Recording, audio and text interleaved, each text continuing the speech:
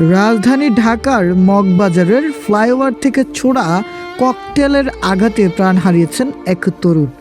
24 December বুধবার রাত 8টার দিকে মগবাজার মিডিয়া গলিতে ঘটে যায় এই মর্মান্তিক ঘটনা। নিহত তরুণের নাম সিয়াম। তিনি মগবাজার এলাকার জাহিদ কার অফিসে সহকারী হিসেবে কর্মরত ছিলেন। তার বাড়ি খুলনা জেলায়। প্রত্যক্ষদর্শীরা জানান, ঘটনার সময় সিয়াম একটি চায়ের দোকানে চা অর্ডার দিয়ে দাঁড়িয়েছিলেন। ঠিক সেই মুহূর্তেই মগবাজার ফ্লাইওভারের উপর থেকে নিচে একটি ককটেল ছুঁড়ে মারা হয়। সেটি সরাসরি তার মাথায় আঘাত আনে এবং সঙ্গে সঙ্গেই বিকট শব্দে বিস্ফোরিত হয়। বিস্ফোরণের তীব্রতায় সিয়ামের মাথার খুলি উঠে যায় এবং ঘটনাস্থলেই তার মৃত্যু হয়। ঘটনার খবর ছড়িয়ে পড়লে সিয়ামের স্বজনরা দ্রুত ঘটনাস্থলে ছুটে আসেন। স্বজনদের আহাজারি ও কান্নায় তখন পুরো এলাকা ভারী হয়ে ওঠে।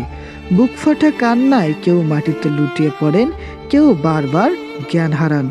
স্বজনদের হৃদয় বিদারক আহাজারিতে উপস্থিত অনেকেই চোখের পানি ধরে রাখতে পারেননি। নিহতের পরিবারের সদস্যরা এ ঘটনার সুষ্ঠু তদন্ত ও দোষীদের দৃষ্টান্তমূলক শাস্তির দাবি জানিয়েছেন।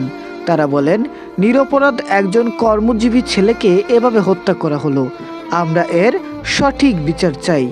রমনা বিভাগের উপ পুলিশ কমিশনার মোহাম্মদ মাসুম আলম বলেন, ফ্লাইওভার থেকে কে বা কারা ককটেলটি নিক্ষেপ করেছে তা এখনও নিশ্চিত হওয়া যায়নি।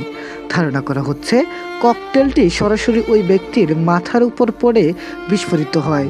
এতে তিনি ঘটনাস্থলেই মারা যান। পুলিশ আরও জানায়, ঘটনাস্থলে থানা পুলিশ, ডিবি পুলিশ ও সেনাবাহিনীর সদস্যরা উপস্থিত ছিলেন। আলামত সংগ্রহের জন্য বোম ডিসপোজাল ইউনিট কাজ করছে। পরে সিয়ামের মরদেহ উদ্ধার করে ঢাকা মেডিকেল কলেজ হাসপাতালের মর্গে পাঠানো হয়।